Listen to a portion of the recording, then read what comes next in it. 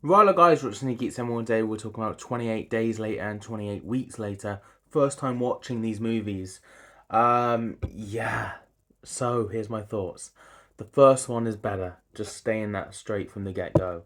I just enjoyed it a lot more, and I think number two only works if you're watching number one and two at the same time. I think number two bounces off number one quite well, but on its own, I don't know whether I'd enjoy number two on its own that much. Let's get on to this. So, the first one has the guy from the Peaky fucking Blinders, mate. I think that's real cool. I think he's a great actor, so he shines in this and definitely turns into a sort of beast at the end there. Um, Even the humans think he's turned, but actually no, he's just turned into a savage by his own. He's not turned into a zombie. Um, there's a sort of Walking Dead vibe from him as well, like Rick come out of a coma and then brought into the zombie world. He come out of a sort of a coma and come into this world as well. Like it's kind of like copying off The Walking Dead how he got introduced, but I still enjoyed it. And I thought it was a great addition. And obviously, he finds this woman, and then they find this guy and this kid, and they're a great unit. They're a great thing. And then, of course, I thought, that guy's gonna die. The old dude's gonna die. She's gonna lose her dad. And it happened, but then it led us into these soldiers that Christopher Eccleston. I'm sorry, I would have watched this film a lot sooner if someone told me Christopher Eccleston was in this movie, playing some soldier dude, general dude, but actually kind of bad and villainy. And the people just want the girls so they can have a future, in that sort of way, and forcing them to do certain things. Which obviously our main character from, I'm guessing, the Peaky Blinders. I don't want to say I don't know his name, so I'm just gonna say the guy from the Peaky Blinders kind of helps out and takes them all out and uses zombies to take them out as well to try and rescue the girls, which he does. And then they're kind of settled, and then a helicopter comes and rescues them. That's pretty much the first one, but there's a lot more to it than that, and I do think this film is great. I think it's a lot of fun. It's very creepy, but still not like too scary. Like I think number two is actually scarier than number one. I'm just saying that. But I think like how old the film is might play into the reasons why that is. But I think this is still an incredible film, and showing London just empty and stuff is kind of cool. And the towered blocks as well with the flats and stuff was really well handled, and the zombies chasing them. Normally you're like, ugh. No, these ones like, and it's like, whoa, these are some pretty creepy zombies to be fair, and I think they did that really well. The first one, what I rank it out of 10 that I've watched it. Also, taking out all the soldiers was very cool how they done that, and you could tell they were just out of their depth as well. And Chris Eccleston's character gets his comeuppance, I guess. But it's kind of left open ended, and it seems I've seen the second one, and we kind of don't know what happens with them characters ever again. Like they found this helicopter and they're off. I'm like, oh, all right. But it's kind of open ended in certain ways. But I'm still going to give this film an 8. I think it's really good. I think it's really solid. And it's a great addition to the beginning of the franchise. And yeah, number two now. The weaker one. I've just finished watching it literally a couple seconds ago before starting this video. Um, but I just was like, oh my god, is that the girl from Fright Night? The David Tennant Fright Night movie. Is it? It's from the vampire movie. I think it is. But yeah, there was also some other references to certain characters who I knew as well from like other stuff. I was like, oh, I recognise them. That's cool. Like Idris Elba, and there's this guy who's like a weakling, but he was from the Jodie Whittaker Doctor Who era, and he was the guy who was pregnant in that era. And like, yeah, there was a guy that was pregnant in Jodie Whittaker Doctor Who era, and I was like, that's him. That's the guy. So that was weird. There's just so many different actors that I just recognised from the second one. There was a few from the first, obviously, but yeah, they definitely had a lot more well-known cast, I felt.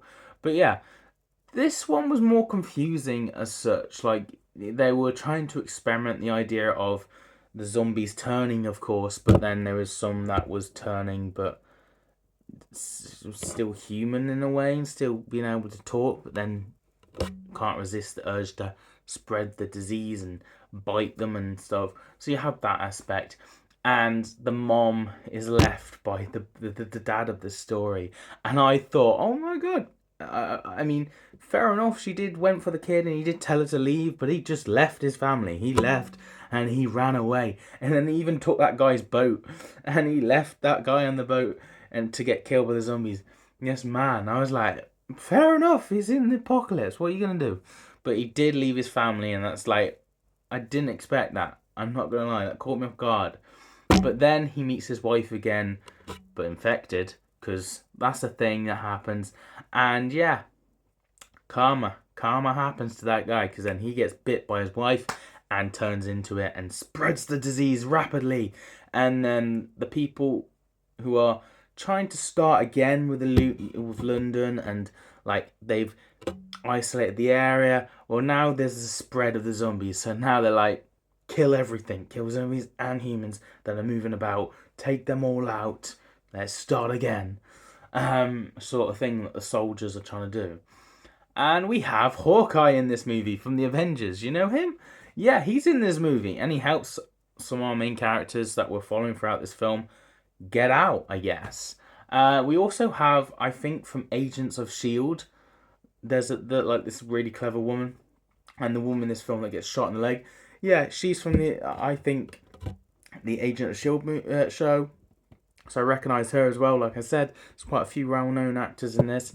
And there's a guy, there's like a main boss guy, Idris Elba, who's like giving commands and stuff. There's some cool stuff there. But yeah, the spread goes on, and their kids are just like, we finally met our parents. And then, yeah, their parents have turned into complete zombies, so they can't see the parents again. Although somehow the dad comes towards them at the very end and bites the son, and then it's like, well, they're the kids of the mom, and the mom managed to resist it in certain ways. So maybe, just maybe, the kids are the cure. And he gets bit, and he turns a little bit, it looks like, and the older sister, I forget her name, who's from Fright Night, you know, that one with Dave Tennant. Yeah, the sister in this story is a badass, by the way, but I think she's really cool. But she kind of hides her brother away, because obviously he got bit, to try and get them to rescue in safety, and she doesn't want to lose her brother. She just lost her parents, and she had to shoot out her brother, her dad, to get her brother to safety. So she's been through a lot. She wants to hide the brother, although maybe that's not the best thing to do, because he got bit. So is the disease going to spread in that way? Is what's going to happen? We don't know, because they get rescued in a helicopter, and then there's glimpses of France, the Eiffel Tower, and people running. It could be them. We're not unsure, and that's how this movie ends. It's like, another open-ended ending. I guess they're trying to be like the first film, so that's fair enough. They're trying to be like that. But yeah, another ending that's just open-ended, like, this isn't really a happy ending either. Like, the first one was kind of a bit more happy, at least. But the zombies in this were a lot more scary, a lot more creepy. And our main characters were cool, but I found more invested in the first couple of characters, in my opinion, from the first film. The kids were alright, of course, like I said. And about this family and how this is the blood thing could be a cure and stuff was cool, but nothing kind of got done there. Like, a few people sacrifice themselves, like Hawkeye. He's pushing that car. There's gas coming. These soldiers are burning him, and he's letting them go so they can escape. And then our main woman from, I guess, Agent of S.H.I.E.L.D., like I said, she gets shot in the leg. She's trying to navigate in the dark, and that's a cool scene as well, let me just say. But then the dad, who's a zombie now, appears and starts taking her out and then coming for the son. It's like, well, she's gone now, so it's just the kids left. And then, of course, she has to take out her dad. And then we get to this other army dude that knew the Agent of S.H.I.E.L.D. I'm having to use a lot of different shows to reference who I'm talking about here. So hopefully you're following along. But yeah, we managed to get the kids to safe with the army dude. That's it. But I just feel that there's a lot going on, but it's just not as interesting to me. But I did enjoy it for what it's worth. But I am going to say a 5 out of 10. I think it's average, it's good, it's a zombie film. But yeah, the first one, 8 out of 10. There's a massive difference there. 5 is average, 8 is really solid. So yeah, I'm interested to see where this third one is. It's 28 days later, 28 weeks later, and now we've got 28 years later, so I have to get onto that, so stay tuned for that review. But of course, we don't just talk about zombie films, of course. We do Marvel, Doctor Who, Star Wars, DC, you name it. We're in a space to be for a geek like me, so join and subscribe. See you guys on the video soon. Have a nice day.